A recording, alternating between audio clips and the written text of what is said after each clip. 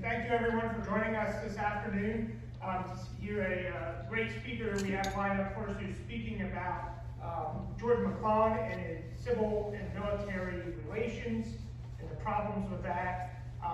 Just to let you know, the speaker will be taking questions today after the presentation, but we also have copies of his book, McClellan's War, for sale in the gift shop, which he will be willing to sign for us, as well as a few copies of George Meade in the War in the East and the guide that he helped publish on Richmond and Petersburg. And members get a 15% discount at the gift shop. So. That's correct, and proceeds all benefit the museum here. So, to give you a little bit of background on Dr. Ethan S. Rafuse, he received his Bachelor's of Arts and Master's of Arts degree in History from George Mason University and a PhD at the University of Missouri, Kansas City. After working at the Manassas National Battlefield and the Harry S. Truman Home, he taught military history at the U.S. Military Academy for 2 years and joined the faculty of the U.S. Army Command and General Staff College at Fort Leavenworth, Kansas in 2004, where he is a professor of military history. His published works include the book that I showed you, McClellan's War and the Failure of Moderation in the Struggle for the Union, Robert E. Lee in the Fall of the Confederacy, and Guides to Antietam, Manassas, and Petersburg, as well as over 300 essays, articles, and reviews in a variety of popular and academic history publications. In 2018 and 2019, he was the Charles Bull Ewing Distinguished Visiting Professor of Military History at the U.S. Military Academy. Please join me in welcoming Dr. Ethan Rafuse.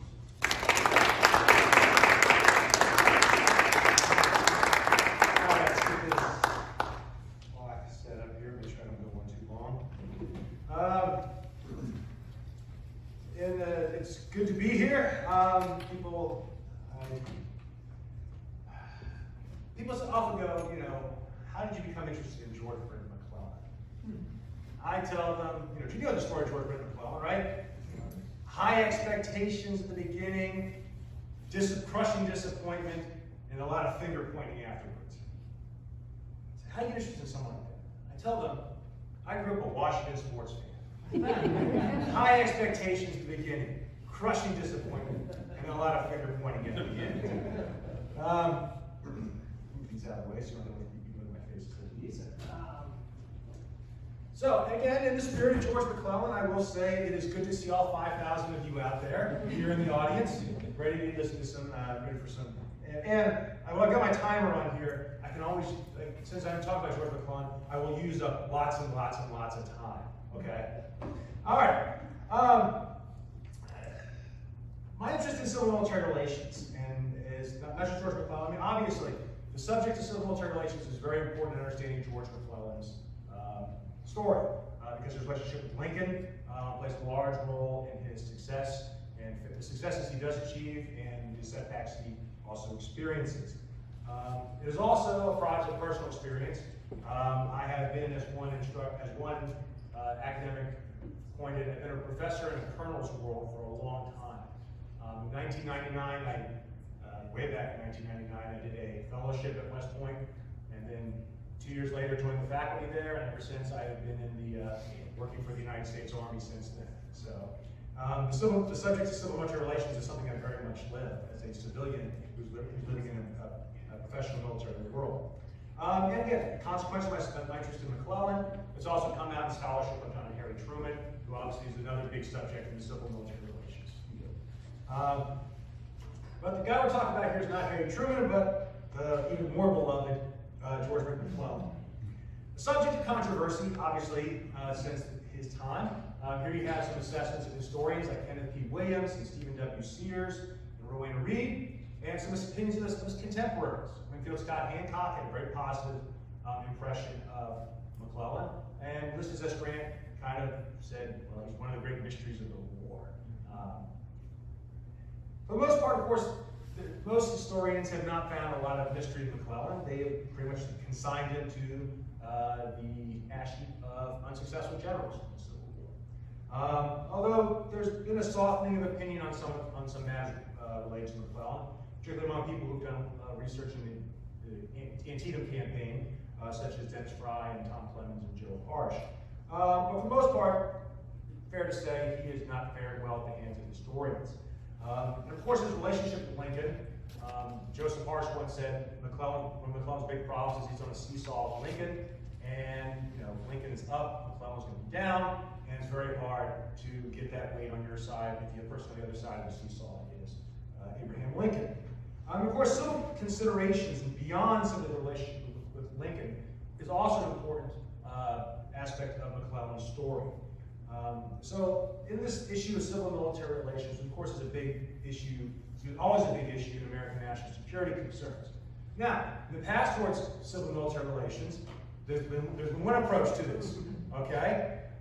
This is how it was done a long time ago in a galaxy far away, although I had pushed back on this saying, well, which is the civil and which is the military in this? But, some people say that's how it should be dealt with, right? If the general's unsuccessful, get him out of there.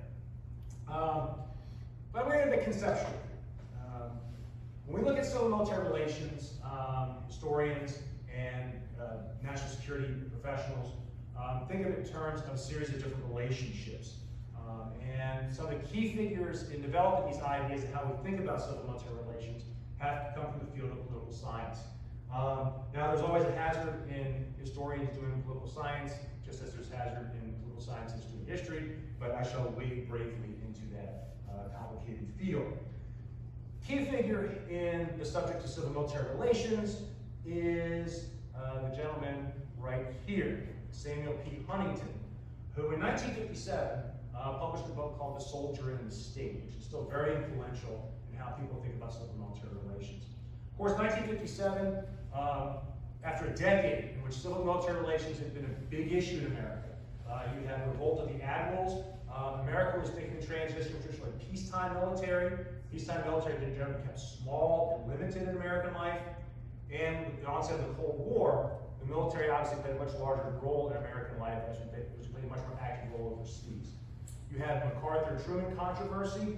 You had the controversy between the Army and the Eisenhower administration of the New Look. And so Huntington decided it was time to really look at this issue of civil military relations and develop some kind of concepts for thinking about the problems. And Huntington, in his 1957 book, laid out two basic concepts that have played a large role in shaping how we think about civil military relations. One of his key concepts is the idea that there is a fundamental divide between the military and American society. The military is fundamentally a conservative institution. By conservative, I'm talking in terms of a Hobbesian, classical conservative concept. In that the military conservatives tend to be pessimistic about mankind. They take a more Hobbesian view of it. Pessimistic view of human beings tend to emphasize subordinating the individual to a larger group and the need for institutions to provide discipline in order to ensure that human affairs are properly directed.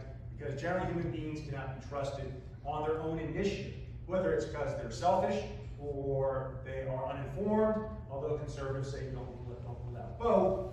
The basic idea of the military is the idea of shaping individuals, that individuals need to be shaped because otherwise they may take things in directions that are not healthy for society.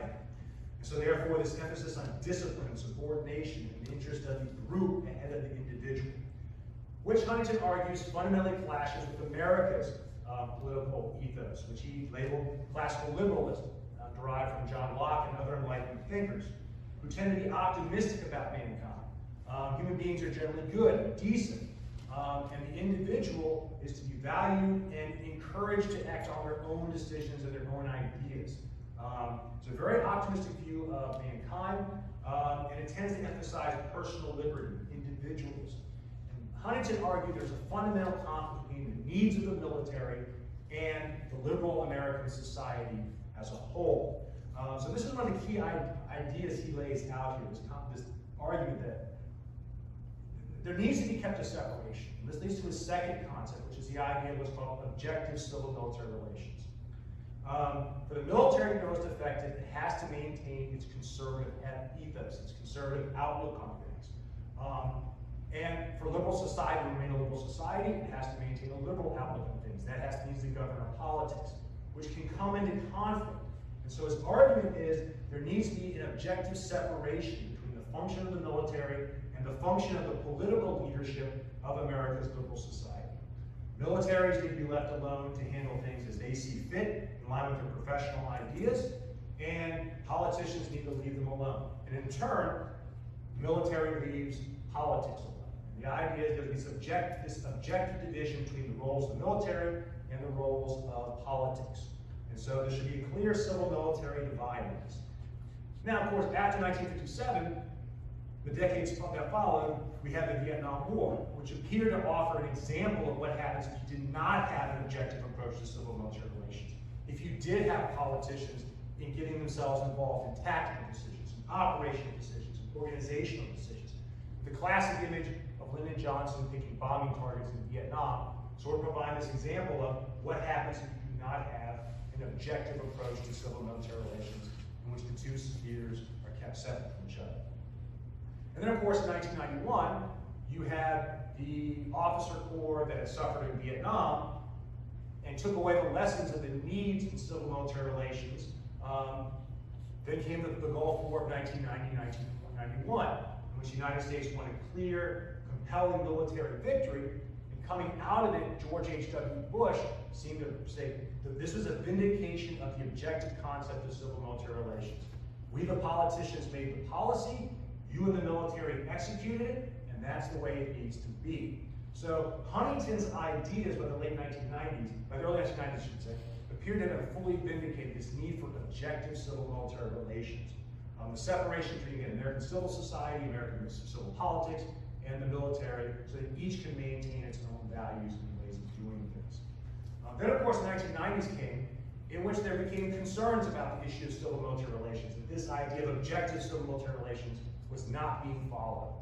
You had the controversy of the Clinton years over a variety of issues, gays in the military, involvement in places like the Balkans and the Caribbean, and issues of Somalia that came up, which created a sense that there was a developing crisis in civil-military relations. We had this Vietnam product president, and who had the values of liberal society, individualism, optimism, and you had the military, which was pushing up against it. And the Clinton administration was getting involved in military affairs in violation of this objective concept of civil-military relations. And then, of course, we had the struggles of the Iraq War, in which we had a number of issues coming up over the question of how, the separation between American society and the military, complaints that the military was at war while society is at the mall. So the questions and issues and concerns about civil-military relations have continued since the 1990s, in the sense that in 1991 we had gotten it right, and by something was going wrong in the 1990s, it continued on in the decade or so after that. Responding to this, a political scientist by the name of Cohen, who's up here as well, right there, who is the current guru of civil-military relations today. He done work in the Bush administration, and he's currently the head of Johns Hopkins School of Advanced International Studies, which is kind of a big think tank in Washington, D.C. Cohen responded to these questions, these crises of civil-military relations, and argued that, in fact, Huntington his idea had been flawed. This concept of objective civil-military relations, of separating the military and politics, was fundamentally mistaken. He argued this was contrary to the teachings of the great Prussian military theorist Karl von Clausewitz. He talked about how war was not separation of war and politics, but war was a continuation of politics. In Cohen's argument, instead of the idea of objective civil-military relations, you need to have interaction between the political system and the military, and there's going to be conflict. There's going to be pushback. There's going to be conflict. But there has to be that dialogue. You can't simply have the politicians say, our responsibility ends here, the military picking up their end, and so he's arguing that this clear separation was simply contrary to the fact of what war is, which is, as I said, continuation of politics. And he argued, instead of deferring to the military, most except the great successful war statesmen, and And he pointed to David Ben-Gurion in Israel, Winston Churchill in Great Britain, and Abraham Lincoln had in fact meddled a lot in the military affairs. They had gotten involved in decisions that were, quote unquote, strictly military. The assignment of commanders, the formulation of strategy, the conduct of the war in many, many different ways. And he pointed this and said, instead of thinking about this separation between war and politics, of objective civil-military relations, we need to think in terms of there being an unequal dialogue in civil-military relations. A dialogue in that the military and the politicians had to be constantly in interaction with each other. Unequal because in a healthy democratic system, it would be unequal because ultimately the political leaders would get their way. And he argued this is what made Churchill successful, made Lincoln successful, and David Ben-Gurion successful. This, however, addresses only one of the aspects of civil-military relations, which is, of course, the one that's usually the most visible, and that's the relationship between politicians and generals. But in the debate and the discussion over civil-military relations, it's argued there's a series of civil-military relations. One is between generals and politicians, as pictured up here. There's another aspect of civil-military relations, and that is what I call, for the sake of alliteration, liberators and the locals. When the United States military forces go to another area, they have to interact with people who live there. And that's a civil-military relationship between the American military and the civil population of Iraq, the civil population of Afghanistan. And then there's a final relationship, the relationship between the defenders and the defended. And that is a relationship between the military and the society it serves. And of course, these are all going to be compelling concerns in what Abraham Lincoln famously called our Great Civil War, testing whether our nation or any nation so conceived and so dedicated and long endured. So looking at McClellan's civil-military relations, look at these three relationships and how his experiences reflect these and how these can better shape our understanding of his efforts. Obviously, as I've sort of alluded to already, the relationship between Lincoln and McClellan, McClellan and the Congress, is a very complicated and important one for understanding his background, his experiences. Of course, the story of George McClellan is a familiar one. Born in 1826, he enters the United States Military Academy in 1842. He receives a special exemption to enter the military academy because he was 2 years under the minimum age. He's in the class of 1846, of course, with Stonewall Jackson and a number of other Civil War figures. He finishes second in his class behind Charles Stewart, who, of course, is one of the great trivia questions I'm sure many people here could get correct. Who finished ahead of George McClellan at West Point and Charles Stewart? That's a good trivia question for the Civil War. Just like who finished in front of Robert E. Lee in 1829, as Charles Mason of Iowa. But again, Charles Mason, Charles Stewart, who really thinks about those? I think there'd probably be a pretty interesting book about those two. But otherwise, they did not cut much of a prominent figure in American history the way McClellan and Lee did. McClellan enters West Point in the 1840s, 1842, at a time when the military academy and the United States Army have been going through a few decades of a fundamental transformation. Prior to the War of 1812, the United States generally valued the idea of the citizen soldier. Okay, the idea of Cincinnatus, the guy who puts down his plow, like George Washington, commands his armies, but then returns back to civil life. The idea of the citizen soldier, again, very much in line with the liberal idea of America. The individualism, each individual has an opportunity to be successful and effective, and therefore we should rely on our citizen soldiers for the defense of the country. And this is very powerful coming out of the American Revolution, where we get the Minuteman, the myth of the Minuteman, and the citizen soldier fighting for his country, and less interest in maintaining a large, professional, standing army.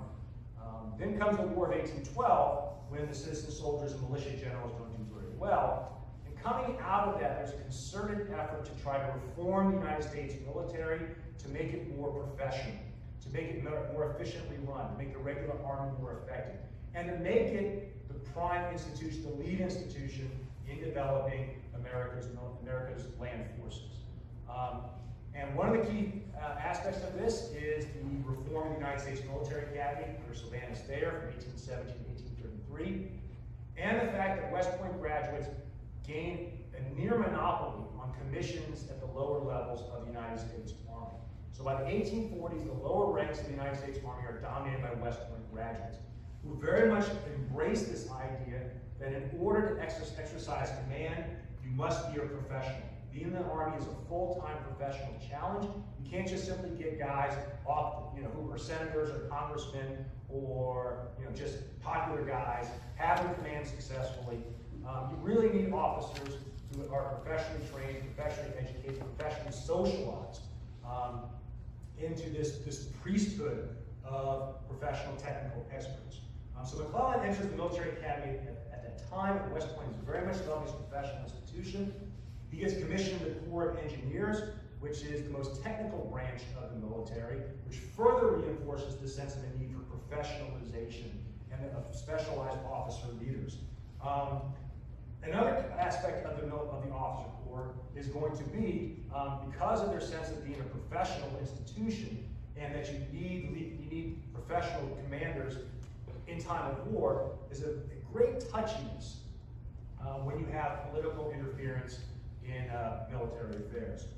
And they get a powerful lesson of this in the Mexican War, in which the senior commanders in the Army, Winfield Scott and Zachary Taylor, are Whigs in their politics.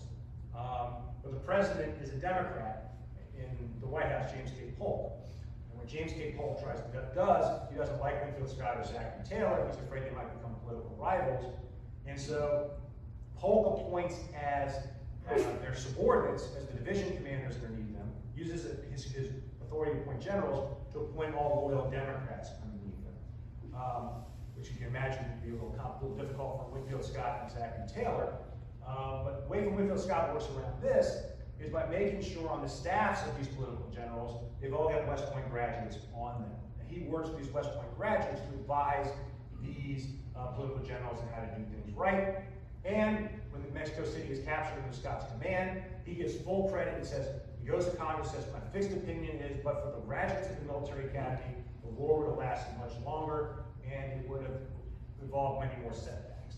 So coming out of the Mexican War provides a big boost in confirmation of the Army of the sense of the need for professionalization in the military, and the fact that politicians interfere, and you got to figure ways to keep politicians out of this. And this is what George McClellan brings to Washington in July of 1861. When he'd been in Ohio in the first months of the war, essentially he'd gotten what he wanted from the governor of Ohio, which is basically complete deference in all military affairs. And once he arrives in Washington, in the aftermath of the First Manassas, initially Lincoln and Congress, even Republicans who would have been suspicious of someone with a Democratic political background, are willing to defer McClellan and give him the autonomy he wants when he is building the Army of the Potomac. This lasts until early November, which is coincidentally about 3 months after First Manassas. Again, so the idea of, one of the lessons of Manassas, of course, was an army raised for 90 days probably could not be effective in the field. But 90 days after McClellan arrives, there's already beginning a sense of pressure that we need to start undertaking offensive operations. And radical Republicans become impatient, they begin to turn against McClellan. And they established a joint committee on the conduct of the war in December and begin holding hearings in which they bring generals, West Point graduates and non-West Point graduates, to in front of Congress and ask them to testify about information on military plans, on organizational matters in the Army, things that McClellan, as a military professional, very much views as his objective responsibility and not the business of politicians. Now, Lincoln is going to stand with McClellan for this until McClellan develops typhoid fever in late December. And at that point, when there's concern that McClellan might die from his disease, Lincoln begins taking a stronger hand in managing the military. And specifically, he looks to others for advice. He turns to division commanders in the Army of the Potomac, Irvin McDowell and William B. Franklin, and asks for their advice. He replaces Simon Cameron as Secretary of War with Edwin Stanton. And with Stanton's influence, Lincoln begins moving to rein in McClellan's autonomy when it comes to managing the Army and managing military affairs. And this conflict is exacerbated when it reveals that McClellan's idea for conducting operations in Lower Chesapeake very much is in conflict with Lincoln's idea of focusing operations in Northern Virginia. And then in the Peninsula Campaign, there's enough in the course of the campaign for Lincoln to feel feel he'd been confirmed in his reservations about McClellan, and McClellan to feel confirmed in his reservations about Lincoln. And both sides come away pointing the finger at each other for the failure of the Peninsula Campaign. Then, of course, Lincoln brings in John Pope, who's a commander much more in line with Lincoln's thinking, very much a Republican in politics, and fundamentally changes the policy from a limited war policy and leaving slavery alone. Pope brings in a much more aggressive policy. McClellan's ideas were operating from the lower Chesapeake on the peninsula. Pope is willing to conduct operations in northern Virginia in line with what Lincoln wants. Now, for Lincoln's idea, this is great. I've got a professional military guy who's confirming me in what I believe. But for McClellan and the people who support him, they view this as John Pope is playing a political general who's doing what politicians want to do, not what professional military judgment would lead you to do. And they feel confirmed in their sense when Pope is defeated in Second Manassas and McClellan has to be put back in command. But still, McClellan will win the Maryland campaign and be relieved shortly thereafter, as Lincoln issues the preliminary Emancipation Proclamation, which brings an end to McClellan's time in dealing with presidents and politicians. But from that point forward, Lincoln is never going to defer to a general as much as he did to McClellan during McClellan's first months. Does not take that objective approach to civil military relations that Huntington praised. And even his deference to Grant, which becomes a big part of the story of Grant and mythology. In fact, recent scholars of Grant have recently looked at the Lincoln-Grant relationship and found Lincoln deferring a lot less to Grant than Grant had wanted people to believe in his memoirs. Now, look at this debate in the context of the subjective concept of civil military relations. You can see how critics, McClellan's critics and McClellan's defenders would find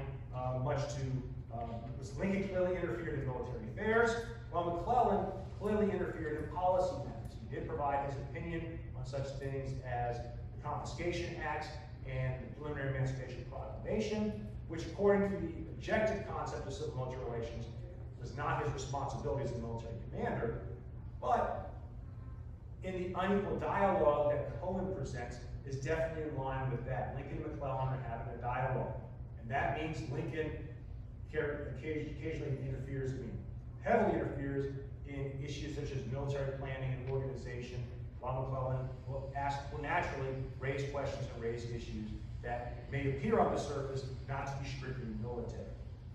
Now, in recent days, political scientists have looked at the idea of concordance, the idea that at the highest level of command, you do not have, and the distinction between who's a military decision maker and who's a civil military decision maker.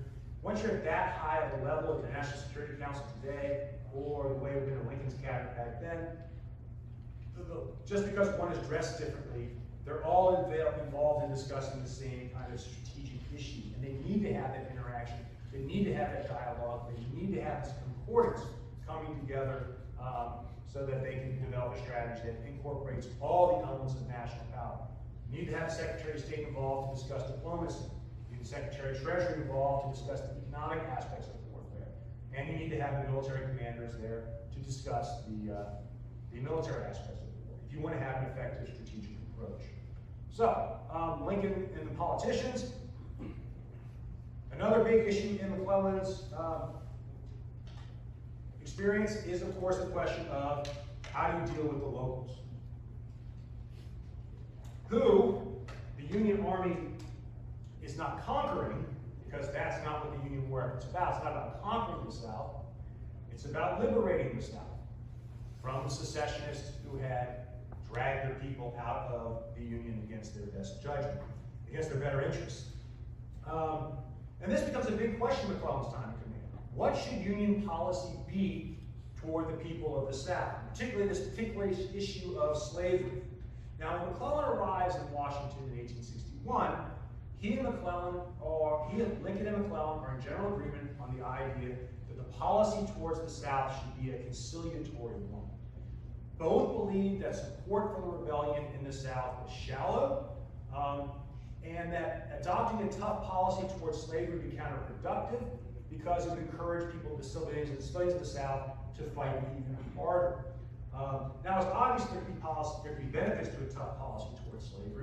But for the most part, Lincoln and McClellan thought support in the South for the Confederacy is, like I said, relatively shallow, and we want to do anything to further antagonize the people of the South, so we should adopt a limited policy, respect the institution of slavery exist, respect the constitutional rights of Southerners, and try to limit the war to a contest between armies, not a contest between peoples.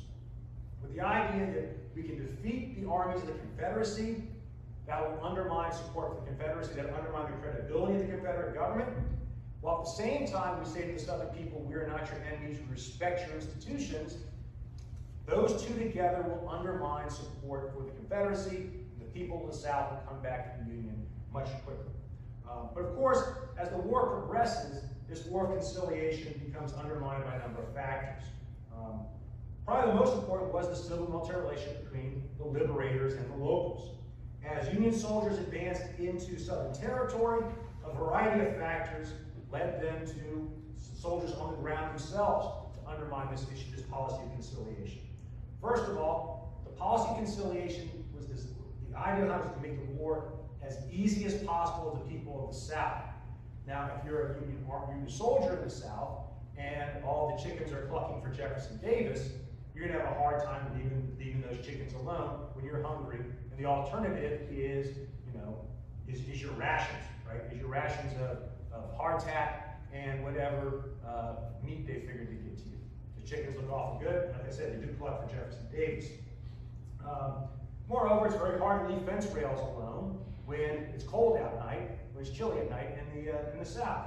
So, and even then, there are people in the North from the beginning of the war who are pushing for a hard, tough war against the South. There is a school of thought in many people in the North that the cause of the Civil War wasn't that the North had been too tough on the South, it's that the North had been too easy on the South for over a generation. When the South complained in 1820, the North compromised. When the South complained in 1832, the North compromised. When the South complained in 1850, the North compromised. And if you keep on compromising, right, you're going to keep on getting this kind of behavior from Southerners. There's a lot of people in the North who believe what the Southerners really need is not signs of the North's goodwill. If it was Northern goodwill was enough, we wouldn't constantly have to be compromising with Southerners. What Southerners need is they need to be punished for their behavior. And they need to respect the will of the majority in the North politically. And so there's a number of people who come from districts whose political leaders believe this. There's a number of soldiers who come from districts where there are strong abolitionist sentiments. So when they go into the South and they see slavery first, and many Northern soldiers who had no experience seeing slavery firsthand, when they do see slavery firsthand and recognize how horrible an institution it is, it's very hard to get the soldiers to follow this policy of conciliation on the ground. Even if the generals are saying, leave Southern property alone, respect Southern homes, respect Southern crops, respect the institution of slavery, if you're a Northern soldier going down there, that's a very hard thing to ask your soldiers to do, particularly if you've got officers who themselves have abolitionist sentiments and believe in a hard war against the South. In addition, in the North, as the casualty lists come back, from places like Mill Springs, Shiloh, Williamsburg, it's very hard for people in the North to continue to see the logic or desire a lenient policy towards the people of the South. And it's much easier to make the case that it's time for the South be punished as opposed to conciliated. And above all, there's the fact that when Northern soldiers do go in the South and they do try to apply a policy of conciliation, the people of the South don't appreciate it. I mean, if you look at the letters and diaries of soldiers and officers in the rank and file when they come into Southern communities, and the letters and the diaries of the people who themselves live there, you see that the bitterness of Southerners toward the Northern government is deep, and it's not healed over by the presence of Northern soldiers. If anything, the presence of Union soldiers hardens Southern attitudes. It does not soften them towards the Union government. Of course, there's one exception to this, and that is the African American population, who from the first welcomed the presence of Union soldiers, in contrast to white Southerners who make clear they don't want Northern soldiers there. The African American population welcomes them and sees them as agents of liberation from the very beginning of the war. And they provide service and assistance to Northern soldiers. They'll provide help for them as guides. They'll help them find where the full crops are that the soldiers are hungry for. And they find that African Americans providing assistance.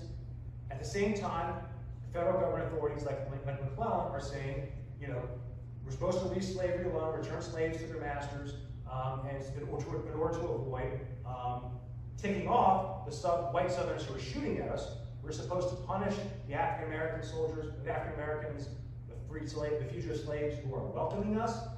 This was a very hard thing for Northern soldiers to understand.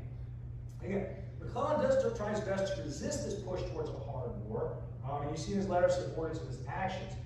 But gradually over time, even McClellan himself begins to accept this idea that there needs to be some movement toward that regardless of what the policy may be, Southern slaves are running away from their masters.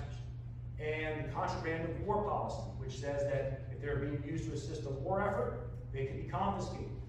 McClellan, in his Harrison's Landing letter after the Peninsula Campaign, which is often viewed as McClellan's effort to try to pull Lincoln back from a harder policy towards the South, even in that letter, McClellan acknowledges that emancipation is taking place as a practical measure due to the Contraband of War Confiscation Act.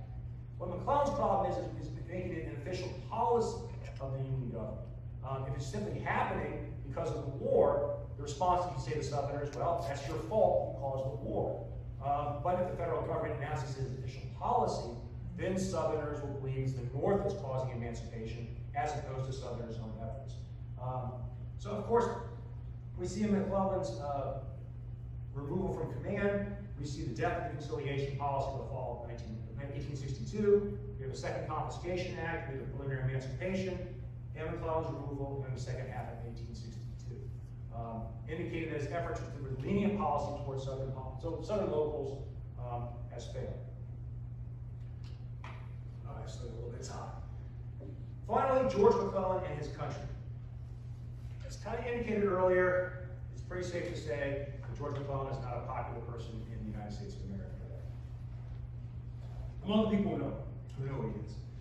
He clearly was not popular enough in his own time in 1864 to win the presidency. And much more can be said about this episode, but perhaps save for the Q&A. I'll get to that. Of course, the most important explanation for McClellan's negative view of McClellan in history is, of course, that he was unsuccessful as a general and he was a failed presidential candidate. But it's also presented a conflict that Samuel Huntington identified, and others like T.R. Fehrenbach in his study of the Korean War have between the concept of liberal society and the military. And it's summed up in this tension between the citizen-soldier concept kind of talked about before, the idea of mass movement. You know, when the United States makes wars, we maintain a very small army in peacetime. But in wartime comes, we expand, we draft, the American people rise up in arms, the American people come and fight the war. When the war is over, the American people can, be afraid of the American people aroused in conflict. But then there's another vision of military organization. That is the image of the soldieress centurion. Again, in this country, we celebrate the citizen soldier as the manifestation of the American way, the liberal cause, the virtuous man who sets aside his civilian pursuits on behalf of some great cause, whether it's American independence, the preservation of the Union, or the destruction of fascism. But for the reality is, for most of American military history, it's not been the citizen soldier who's been the backbone of America's national defense, but it's been the professional soldier, the centurion, the man who gives up his liberty in peacetime and submits to life in the armed forces, not for some idealistic cause, because it's the best way he has of making a living. It's been these type of centurions who defeated the Indians in the Ohio country in America's first war, who conquered the West and stood watch over the frontier, who maintained the standards, who established the standards in peacetime, and then maintained those standards when war came, and trained the enthusiastic but unexperienced citizen soldiers of America who came to the colors in our great wars. And after the citizen soldiers went home, it was the centurions that continued to police the American empire whether continental or overseas, from the 19th and 20th centuries. And it's a hard life, this centurion. Presided over by an officer caste, forged largely at the United States Military Academy, whose isolation from the mainstream of American society, it's kind of intellectual, social, cultural isolation. It's kind of mirrored in West Point's longtime physical isolation. I mean, in the 1840s, when McClellan, people like that were going to the academy, the only way to get to the academy was to come ship by the Hudson River. And very much keeping in West Point, when McClellan was attending there, cadets stayed at West Point all 4 years, except for a very, very brief furlough they got. Okay, so they were kept at the academy, socialized, and consciously isolated from the rest of American society, so they could develop the standards, develop the character, develop the sense of bond with their fellow cadets and fellow officers that would make them a distinctive subculture within American society. And again, West Point, whose mission was less to provide generals during McClellan's time, as a matter of fact, they didn't spend much time on issues like military strategy or things like that. They spent their time training them as engineers and as second lieutenants and drilling them. But the purpose of West Point was to prepare them for the hard life of an Army officer. It was a hard existence, a Spartan existence. But that's what the centurion's experience in the military is. It's the hard experience of a lieutenant on the frontier, separate from civil society. And because of the liberal ethos, often led the civil society to criticize the officer corps. And in fact, when McClellan, before the Civil War, there were a number of efforts to try to shut down West Point, to almost eliminate the regular army, because it was viewed as an un-American element in American society. Its isolation from the rest of society created unnatural, unhealthy habits among the people who commanded America's armed forces. And this left officers not a little bit alienated from American society, but also developing a sense of a moral purpose that came from serving in the military and the hard life on the frontier. And just the process of getting through West Point, which is emphasis on class rank, it's isolated in this very competitive environment within West Point, but also very much a socialization process. It was designed to get the soldier to get ready for the hard life of being an officer on the frontier, but also take pride in the fact that when the rest of American society was going about acquiring wealth and chasing wealth and trying to get ahead in life in various ways, that the Army remained a rock, a place of values and commitment to some cause larger than yourself. And it created these bonds that were essential for the Army to do its job on the frontier, isolated on its own. But it also reinforced the sense of separation from the rest of society. Now, some could not hack it. Ulysses S. Grant could not hack it in the Army. He eventually had to leave because he wanted to go back with his wife and experience the civil life of civil society. So it turns out the fact that Grant could not hack it as a centurion carries perhaps some of the reason for why we like him so much. As one junior officer said, Grant's the concentration of everything that's American. Grant did not like it. Did not like it in the antebellum Army. When the time came for him to come in as a citizen soldier, to lead citizen soldiers, Grant did that superbly. But the idea of leading the Army on long campaigns against Indians and conducting constabulary operations and maintaining the frontier, Grant did not particularly enjoy that very much. He came back to civil society, civil life. As Grant famously said, my family's American and has been for generations.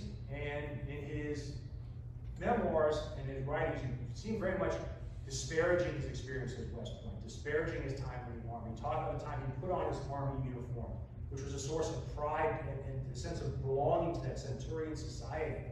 Grant liked talking about the time he was mocked for wearing his uniform. And he deliberately wore his uniform without a lot of pretense, without a lot of fuss and feathers, as Winfield Scott was nicknamed. George McClellan, of course, we look at this guy, kind of a martinet, drill, uniforms, flying horses, the kind of fuss and feathers that Winfield Scott was notorious for. Of course, Winfield Scott is in many ways the mentor of the Army and of George McClellan. George McClellan thrived at West Point, and he thrived in the regular Army. And his experience in the regular Army gave him a sense of a separation from the rest, a sense of superiority to the rest of society. He married in the Army. His wife, Ellen Marcy, was the daughter of a fellow officer, an officer whose long experience was spent on the frontier in exploring expeditions, and very much separated from the mainstream of American life. And these instilled in McClellan's attitude a decidedly and not a little distasteful, elitist tone which you find in much of his correspondence, and much of which we find kind of objectionable in. He's elitist at the time when America is democratizing. And George McClellan was very much not a fan of the Jacksonian democratic approach to politics. And the sympathy was not for the country as was good. He sought to restore the country. McClellan's vision of political leadership was of an earlier generation when you had statesmen like Henry Clay, James Madison, Daniel Webster, who were not the common people, were very much kind of set apart from the common people. They rose above the petty passions and interests of American politics to serve the country as a whole. And T. Harry Williams, in an essay, historian T. Harry Williams, published an article in the 1950s in which he talked about the distinction between the Macs and the Ikes in terms of political. Just after Eisenhower had been elected, kind of question, Douglas MacArthur tried to be elected president too. And why was it that Eisenhower was able to win an election overwhelmingly? Why do some former generals succeed politically and others fail? And the Macs, the MacArthurs, the McClellans, the MacArthurs and the McClellans were, because they spent so much of their life was forged in the Army. They developed very much these militaristic ideas, these senses of being part of a centurion class that was defending the country, that wasn't fully appreciative of their services, and developed a sense of elitism that was very much came out when they tried to run for political office, which was one of the reasons the American people rejected it. In contrast, Grant and Eisenhower, although they spent time in the Army, never lost the sense of connection with the common people of America. Never developed that centurion mindset, and very much remained citizen soldiers all throughout. And that's why Ike and Abilene could win an election, Old Hickory could win an election, but Little Mac, Old Fuss and Feathers could not win presidential elections because of this sense of separation from American society and that they were very much different. All right, my clock says 45 minutes. So, and I'd like to leave plenty of time for Q&A. So, I thank you for listening to my presentation, and I hope we have a very robust and